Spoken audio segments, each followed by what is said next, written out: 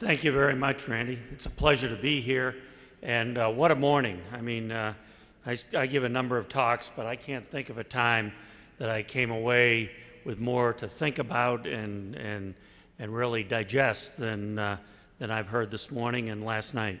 So it's a pleasure to share with you some perspectives that I've developed with a capital markets orientation, a merger and acquisition orientation in the petroleum sector. What I'm going to try to do is take a few minutes with you and talk about some strategic drivers, petroleum price trends, the developing but embryonic market appreciation of what we're dealing with as we approach this resource maturity for conventional oil, the much more obvious evidence that we're entering into this era of rising resource nationalism, obviously the much heightened environmental sensitivities and what that has to say about how we deal with this, as well as how all of that comes together into a realignment of economic and national security interests. I think we're in a true new world order. The early stages thereof and how it's going to be defined will largely be determined, in my mind, by how we deal with this energy challenge and this really liquid fuel challenge as properly distinguished from an energy challenge by speakers this morning. That brings us to my notion of practical peak oil, and I think that's a term that I think gets reinforced in my mind as I hear the observations today.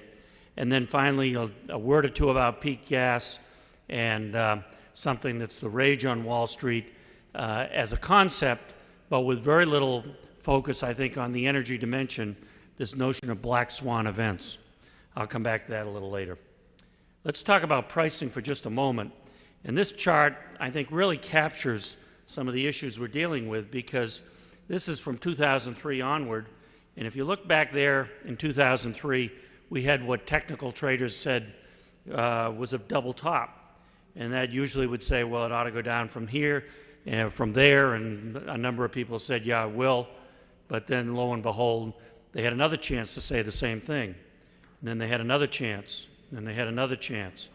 And lo and behold, you know, I couldn't update that, but of course, this chart was done recently, but is about $10 short of where we really are today. I think one of the most underappreciated things that I run into in the capital markets is this issue of what does it take to offset natural decline. And of course, one of the problems we have is we don't really know what natural decline is, as Matt has indicated and many others have over time. But various gauges, as we've heard today, would take you at natural declines being some kind of a single-digit number. And if we're talking about somewhere between 5 and 8% on a gross basis and a net somewhere short of that, it certainly gives us some sense of just what the challenge is on a 5-year basis to replace those reserves. 16 to 24 million barrels a day, a pretty large number when you think about some of the things we've heard this morning. We know about the capital intensity, and when we think about capital intensity, I think this curve developed by Callion Securities is useful.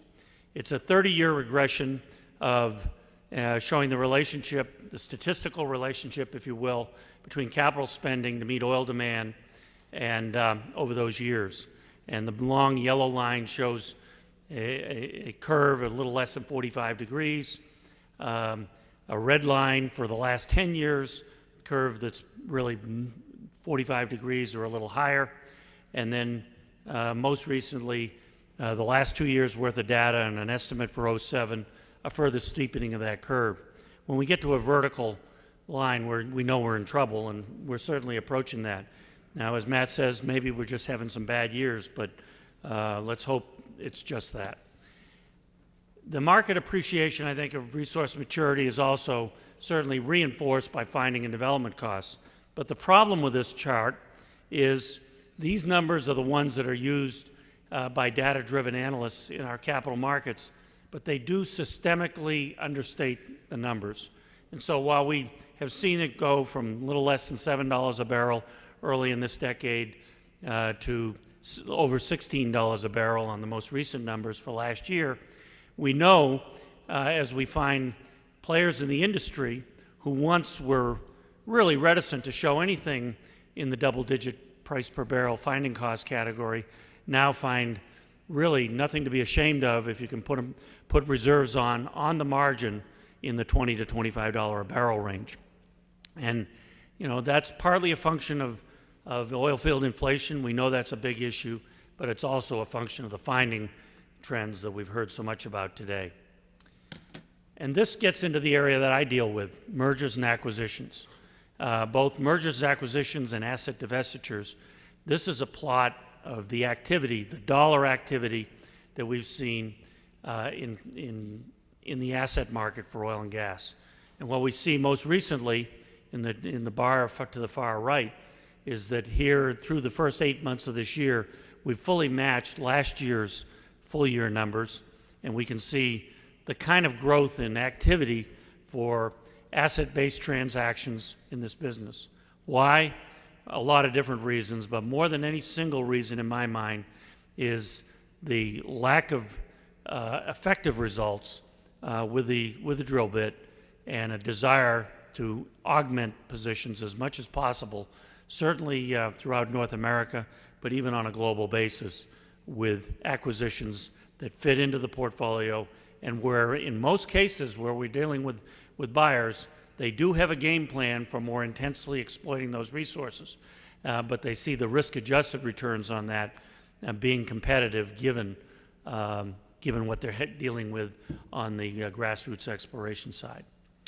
Randy mentioned last night, or actually Steve mentioned last night, that shift in power that I've talked about, and Forbes magazine captured it with this chart, where the blue lines show the national oil companies and their control of reserves, and the yellow lines, the yellow bars, show the international oil companies.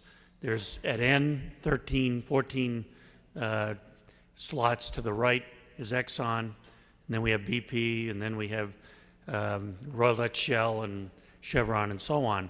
But the overall split on the Forbes breakdown was 95-5.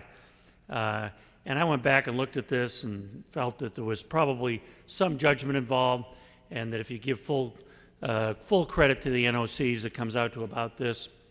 If you give them full credit on production sharing contracts, if you adjust for that and say there's some degree of involvement and credit that should be given to the IOCs on their production sharing contracts, you can get it. You can't get it back to 90-10, but you can get it to about 92-8.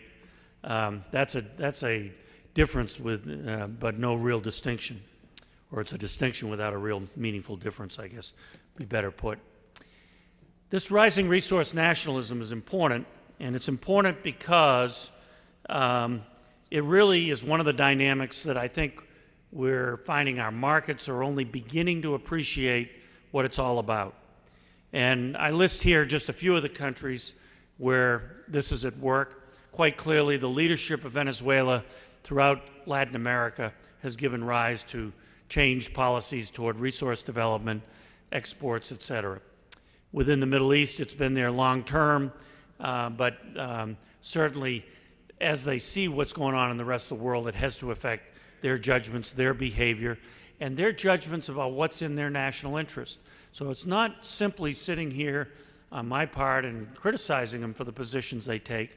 They're dealing with probably their largest single exportable resource as they think about the coming century. And therefore, it is arguable that in their national interest, the development of that over an extended period of time and not simply filling immediate market needs no matter what is a debatable proposition. Obviously, there are issues of societal unrest and governmental legitimacy in West Africa that are affecting what's going on, as well as resource nationalism. Putin's papers on the subject of how to use this national patrimony to Russia's best interest have been talked about, and there are various others. The key point in my mind, as I was listening this morning to some of the comments, as we think about rising resource nationalism, and we think about the question,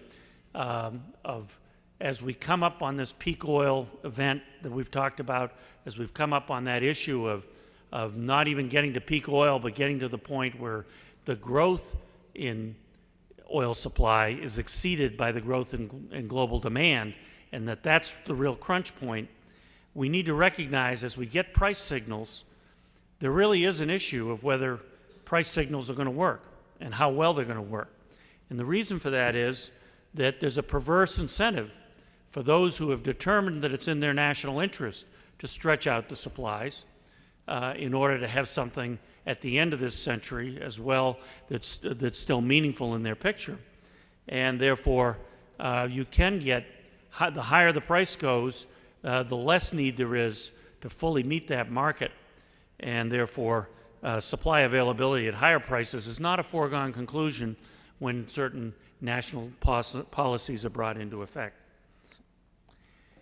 Matt made the point, and it's certainly one that I was going to make, but I'll just add a thought or two on it.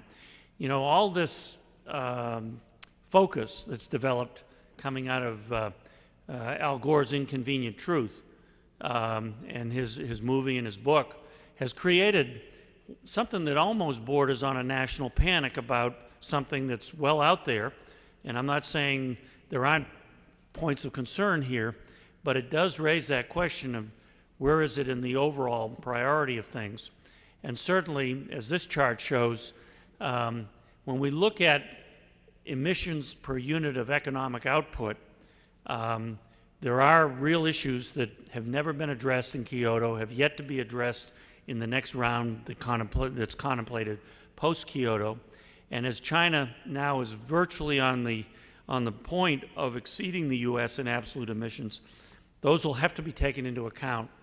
And as I look at the environmental sensitivities, much heightened as they are, it just further complicates addressing some of the near and even more imminent issues involving liquid fuel availability.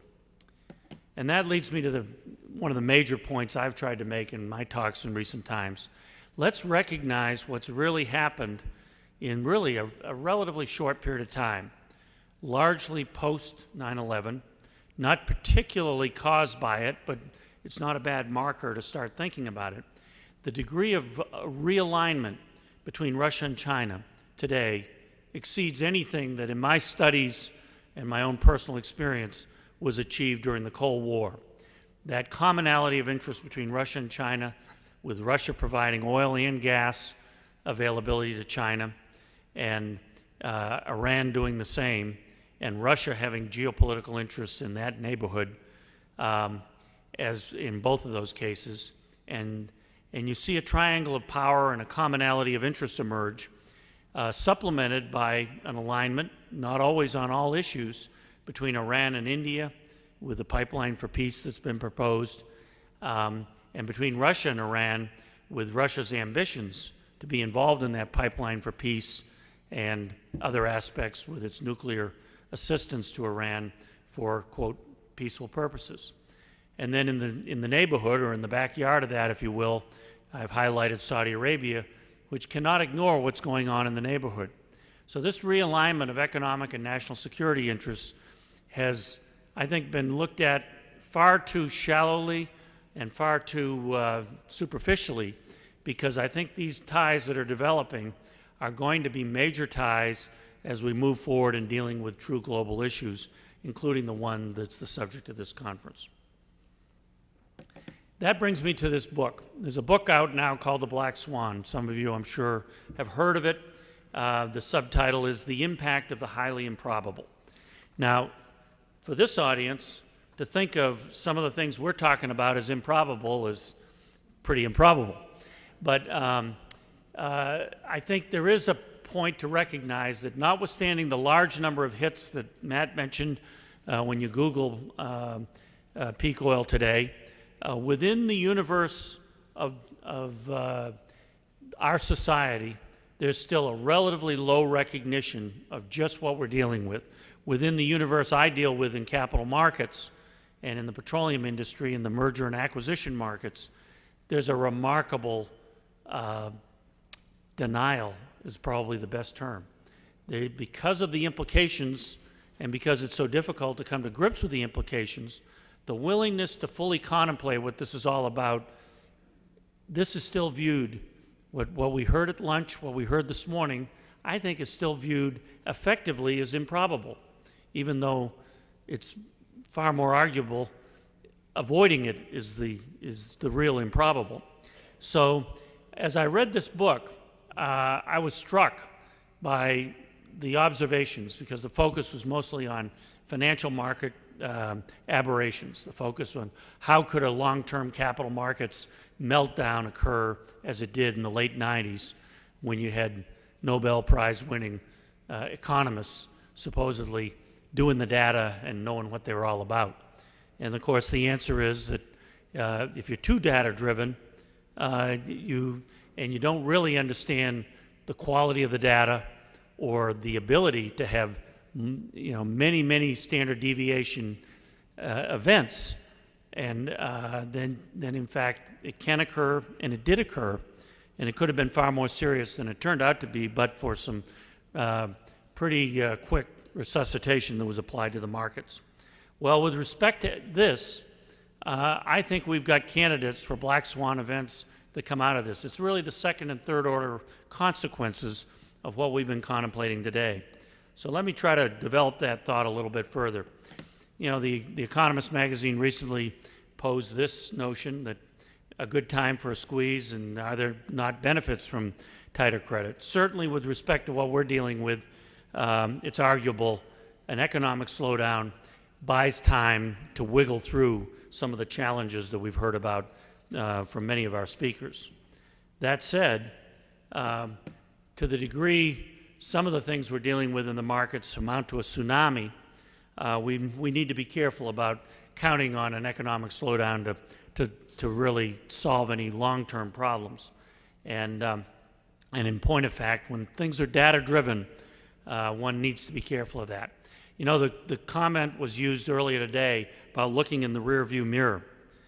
By the way, Randy, you forgot to punch this, so I'll take my watch off and holler at me if I go too long. But so when you talk about this, in the book, there's a very interesting analog that's used by the author, and that is he talks about the life of a turkey and how a turkey may presume in the first 1,000 days of his life that since he's fed every day, he's got nothing to look forward to in the next day but what he's experienced the prior day, until, of course, sometime in October, that doesn't prove to be the case. And I think that analogy has application to this notion that if we keep trying to make our judgments looking in the rearview mirror on some of our data and not every now and then looking up to the road ahead, we're going to have some problems. I've mixed the metaphors, but I think the point is there, and certainly the rearview mirror analogy is one that's worth contemplating, combined with that of the life of a turkey. This is from Bob Hirsch's prior presentations, and hopefully it's okay with him that I've done it, certainly with full credit. But I put a label on the top here. You know, he talks about that geological maximum and then the political issues that constrain what supply availability might be as we look forward. And obviously, it's both reinvestment issues and policy issues coming out of rising resource nationalism. That gives rise, in my mind, to what I call practical peak oil. And I think practical peak oil is the way we need to be thinking about where we are. And I would almost say practical peak oil, and almost the market embracing of the imminence of that is the issue, because it's becoming pretty clear that it's not just when we see it, but how we see it. That when the markets recognize it, we begin to get adjustments. I happen to believe, from my first chart there, the markets are beginning to embrace that, and I'll come back to that when I wrap up. A few years ago, when I was asked about my points of view on this, in fact, I think I spoke to it in the 2005 conference, I used to believe we had some good mitigant options. And one of the big mitigant options I thought was gas, and obviously LNG in particular. But I think we're now beginning to look at the issue of peak gas in the United States much more seriously. We see the big rig count build that I show here, and despite that, we also see really a much diminished and delayed supply response. Now, maybe we'll get back up to higher levels, but I wouldn't count on it happening as quickly as we really need to see it happen. The big mitigant, of course, is the potential for LNG, and I've recapped here the EIA's numbers on that, as well as the Alaskan. But if you take out, and I didn't do it for this slide, but I've done it in others, if you take out that green wedge that we have for Alaska, you find that we get to peak gas a lot sooner, and one of the big mitigants goes away. And certainly the inability of Alaska, the government of Canada, and the government of the United States, and the owners of the gas cap at Prudhoe Bay, their failure to be able to come up with a viable project development in a timely manner is pretty distressing against the backdrop of what we're dealing with.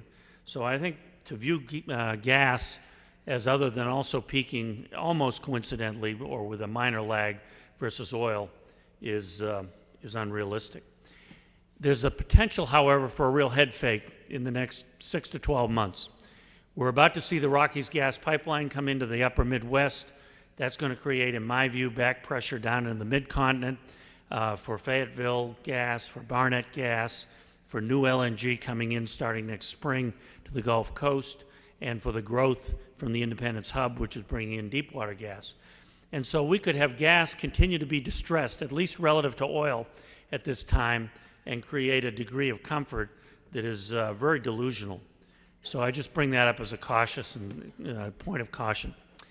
I want to wrap up by giving a perspective. I've been at this 40 years or so, 38 years. But when I graduated from West Point, June of '67, at that time, on the day before graduation, we go out to parade on the plane, and the speakers came on. We all thought they were going to be just congratulating us on getting through a fairly arduous 4 years. But in fact, they announced that Egypt and Israel had gone to war, and that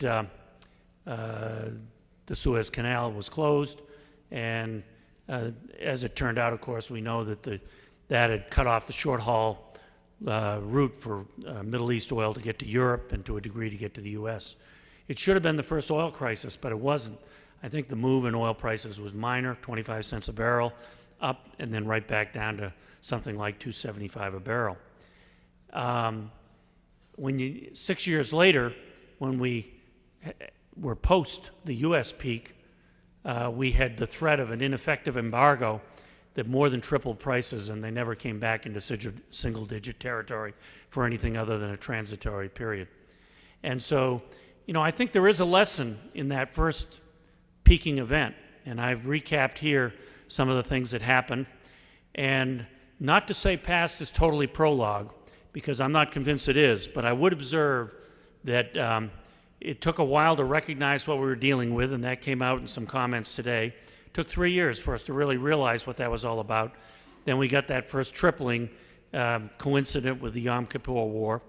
We sort of went sideways through the balance of the 70s, and then the combination of the Iranian Revolution and the Iran-Iraq War took us to the new highs, and we finally triggered long-term demand elasticities that put OPEC in the penalty box effectively for 15 years. In 1996, they got back to what their call on OPEC had been in the early 80s. So it was an amazing triggering event. The global triggering event, I suspect, is going to require higher prices and more pain and more dislocation. And I think we need to contemplate that because it's not yet being fully factored in my mind, in the marketplace. And that's one of the big challenges we really have. It then plays out in an amazing way, and I'm not saying any of this is prologue, but I just think it's useful to contemplate. So where are we? I think really we see proscribed opportunities and project access, especially globally and internationally, pointing to the looming reality of practical peak oil. The rising F&D costs obviously confirm that trend. While slightly lagging, peak gas is almost as imminent and therefore limits the availability of methane supplies as a meaningful mitigant to supply constraints. And when you think about LNG, it's important to recognize there are 14 countries in the world that today have well-identified gas resources large enough to justify LNG development. 10 of those 14 are members of OPEC. So whether they're members of OPEC or members of GasPEC, whether there's coordination or not, I think it's pretty clear that the availability of those resources in terms of time frame for development will be a function of the national interests of those countries. As peak petroleum unfolds, I really caution against our using historical, economic, and behavioral patterns to make future predictions. I think this is the biggest challenge we have. I think listening to what Vince Matthews had to say today, it just rung in my ears how much I've listened to economists throughout the financial community buy into the data that tells us that inflation's under control. I do not know where they get their data, but it doesn't strike me as fitting the few anecdotes we saw this morning. And then that leads us to really contemplate what are the potential black swan events. I'm not here to answer that all today, but in the minds of many observers and many market players, when we deal with some of the consequences that have been talked about, whether you're a imminent peak oil person or a delayed peak oil person, believer, at some point we're going to hear about petroleum black swan events. And it will be the impact of what was perceived as improbable, but in fact was highly predictable, and I would say predicted, with a great deal of responsibility in terms of appreciation for the vagaries of the data we're having to deal with. Thank you very much.